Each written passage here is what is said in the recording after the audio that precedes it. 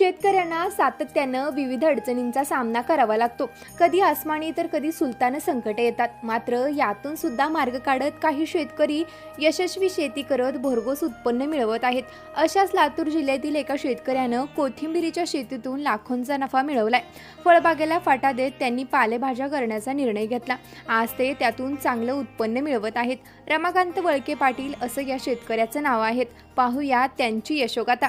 लातूर जिल्ह्यातील आशिव गावचे शेतकरी रमाकांत वळके पाटील यांनी प्रयोगशील शेती केली आहे. कोथिंबीर पिकातून त्यांनी भरघोस उत्पन्न घेतले. रमाकांत वळके पाटील यांनी द्राक्ष, ऊस यांसारख्या फळबागांचे प्रयोग केले. मात्र खर्च वजा होता हाती निराशाच येत होती. शेती व्यवसायासह पीक पद्धतीचा अभ्यास करून रमाकांत वळके पाटील यांनी शेतात वेगळा प्रयोग करायचं ठरवलं. उत्पन्न केवळ फळबागेतूनच पदरी पडते असे नाही, तर पालेभाज्यातूनही बळीराजा लखपती होऊ शकतो हे त्यांनी दाखवून दिले. रमाकांत वळके पाटील यांच्या फळबागेच्या क्षेत्रावर आता कोथिंबीरीची शेती बहरली. गेल्या 5 वर्षापासून रमाकांत वळके पाटील हे कोथिंबीरीचे उत्पादन घेत आहेत.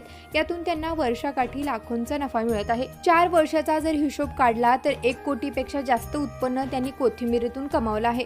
रमाकांत वळके पाटील यांच्याकडे असलेल्या 20 एकर क्षेत्रापैकी फक्त 5 एकर क्षेत्रावर ते कोथिंबीर लावतात. एकरी 20,000 रुपये खर्च येतो. 1.5 महिन्याच्या आत ते 16 लाखपेक्षा जास्त कोथिंबीरीतून कमवतात.